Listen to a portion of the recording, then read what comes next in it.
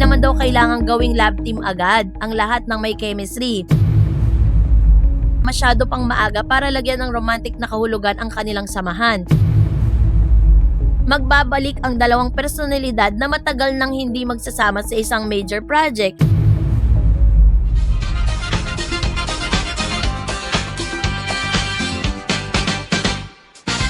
Bossing Vic Soto, gaano nga ba katotoo na ipinaglalaban ito pong si Raisa May Dizon at Bimbi Aquino Yap para po sa kanilang show. So si Bossing pala talaga yung nagpo-push na talagang matuloy, no. So ang lahat ng 'yan ay pag-uusapan natin, of course. But before that, if you haven't subscribed yet to my YouTube channel, please don't forget to like, share and subscribe at hit mo na rin ang notification bell for more showbiz updates.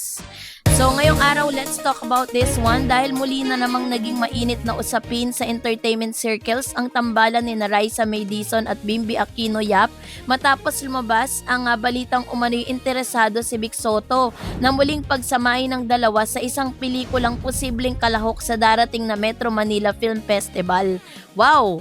Ayon sa ulat ng Abante Tonight, may mga usap-usapan na nais ni Vic Soto na buhayin ng tambalan ng dalawang dating child star na una niyang nakasama sa pelikulang My Little Bossing noong 2013. Kasi nung nakita po ni Bossing na may chemistry, may clamor, 'di ba? May dating sa publiko ang kanila pong pagkikita. Doon po nagkaroon ng idea si Bossing na talagang i-push at ipaglaban si Raisa at si Bimbi. Bagamat wala pa pong opisyal na kumpirmasyon ito mula kay Vic Soto o sa kampo ng dalawang kabataan, mabilis na naging viral ang balita dahil sariwa pa sa isip ng publiko ang kamakailang reunion ni Raisa at Bimbi sa Itbulaga. Maraming netizen ang agad nagtanong, ito na ba ang susunod sa malaking tambalan o isa lang itong nostalgic na konsepto na sinusubukan buhayin para sa bagong henerasyon ng mga manonood? So kung tutuusin kasi mula child star hanggang young adults, mula 2013, nung unang nakilala ng marami ang tambalan ni Raisa at Bimbi sa My Little Bossing, isang pelikulang pinagbidahan ni Vic Soto at ng ina ni Bimbi na si Chris. Ang pelikula ay naging isa sa pinakamalaking entries ng Metro Manila Film Festival noong taong yon at nagbigay ng malaking exposure sa dalawang child star. Sa pelikula, kitang-kita ang natural na samahan ni Raisa at Bimbi, bagamat ang mga bata pa lamang noon, marami nang napansin na kanilang chemistry bilang magkaibigan sa screen. Dahil dito nakabuo sila ng sariling fan base at naging bahagi ng pop culture ng early 2010s. Makalipas ang mahigit isang dekada, malaki na ang ipinagbago ng dalawa. Si Raisa May ay nanatiling aktibo sa telebisyon at patuloy na bahagi ng Itbulaga mula sa pagiging batang contestant ng Little Miss Philippines. Unti-unti siyang naging isa sa mga kinikilalang host ng programa. Si Bimbi naman ay mas naging pribado sa mga nakaraang taon, bagamat kilala pa rin siya bilang anak ni Chris Aquino at James Yap, mas limitado yung kanyang public appearance kumpara noong bata pa siya. Dahil dito, syempre, naging special para sa maraming manonood ang kanilang muling pagkikita. Bago pa man lumabas yung balita tungkol sa posibleng pelikula, naging viral muna yung kanilang reunion. Maraming viewers ang nakapansin na sa kanilang natural na biruan at pagiging komportable sa isa't isa ay tila hindi nawawala ng koneksyon ang kabila nilang matagal ng panahon ng pagkakahiwalay. Ito ang naging ugat ng mga komentong bagay pa rin sila, may chemistry pa rin, parang continuation ng childhood friendship nila, pwede silang gawing bagong love team. At mula rito, nagsimulang mabuo ang idea sa social media na maaring magkaroon ng bagong tambalan ng dalawa. So, dahil dito, sinasabi rin ng ilan na sobrang interesado ang mga producer para kay Bimbi at saka kay Raisa. Sa Philippine entertainment industry kasi mahalagang sangkap ng chemistry sa pagitan ng mga artista. Hindi sapat na sikat lang ang isang personalidad. Kailangan din mayroon po siyang kakayahang makabuo ng koneksyon sa audience. Sa kaso kasi ni Raisa at saka ni Bimbi, may ilang dahilan kung bakit nakikita ang ilang potensyal. Syempre, meron silang tinatawag na nostalgic value. Yung mga batang nanood sa kanila noong 2013 ay nasa late teens, so adulthoods na ngayon. So yun yung pinaka nostalgic moment do'n, 'di ba? Parang kapag nakikita nila si Bimbi at saka si Miss Raisa, naaalala nila yung kanilang kabataan. Meron ding tinatawag na emotional attachment na ang audience sa kanilang childhood stories.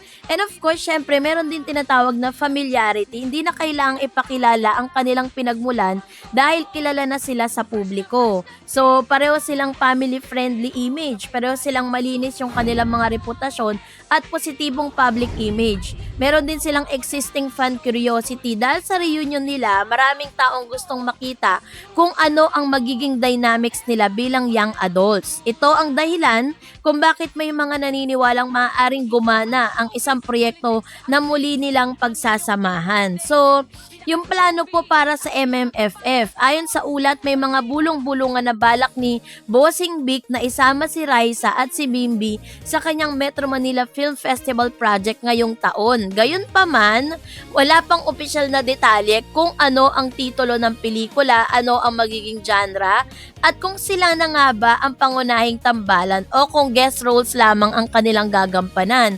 Gayunpaman, sapat na ang naturang chismis upang makabuo ng excitement sa social media. Parang, di ba ngayon palang iniisip mo na nagkita lang kayo after how many years, tas biglang ang dami ng offer, ang dami ng opportunity, ang dami ng project na naghihintay para sa inyong dalawa, di ba? So, dito po kung sakaling matuloy ito, magiging isa sa pinaka-pinag-uusapang casting decisions at ng taon dahil magbabalik ang dalawang personalidad na matagal nang hindi magsasama sa isang major project.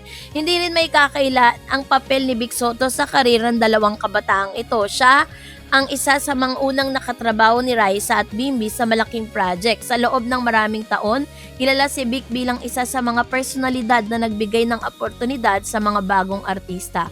Maraming performers ang nagsimulang sumikat matapos mabigyan ng exposure sa kanyang mga project at programa. So dahil dito, hindi katakatakang na may naniniwalang seryoso siya, no, dito po sa kanya pong plan, no? Dahil dyan, syempre marami po yung naging positibo yung reaksyon ng mga netizen. Maraming natuwa sa idea na nagagawan sila ng pelikula with Bossing, 'di ba? Sabi nga ng mga netizen, nakakaaliw silang panoorin. Tapos very natural yung samahan nila, tapos natutuwa sila na makita yung kanilang paglaki at syempre may mga neutral din reaction, di mawawala 'yun, 'di ba? Sabi diyan, hayaan mo na daw na ma-develop bilang individual yung kanilang personality. Hindi naman daw kailangang gawing lab team agad ang lahat ng may chemistry. So, may ilan din naniniwala na masyado pang maaga para lagyan ng romantic na kahulugan ang kanilang samahan. Mas maganda kung friendship-based project muna ang gawin nila at yun yung kanilang mga idea, 'di ba? Syempre hindi naman mawawala yung mga positive and negative comments. Para sa Eat Bulaga, malaking benepisyo rin ang naging atensyon mula sa reunion. Sa panahon ng social media, mahalaga ang viral moments. Ang simpleng pagkikita ng dalawang dating child star na ay nakilala ng online engagement, discussion threads. Ito'y patunay kung gaano kalakas ang nostalgic bilang entertainment tool, 'di ba? So, yun po kasi yung parang ito na ata yung tamang panahon para kay Miss Raisa May. For almost how many years na siya talagang nakikita sa television. And this year lang talaga sobra pong nag-viral at nag-trending po yung mga interviews niya. Tapos biglang meron pang 'di ba, parang biglang nagkita pa sila netong si Bimbi na talaga nag-viral ng todo. Kaya naman I think this is gonna be the best time for Raisa May. Ito na yung kanyang taon, no? So, kayo po, anong inyong saloobin patungkol dito? Mag-comment kayo sa comment section. And that's it for today. For more videos and updates, please don't forget to like and subscribe. And please don't forget to follow my Facebook page, Dar Eds TV and Darage channel. God bless everyone.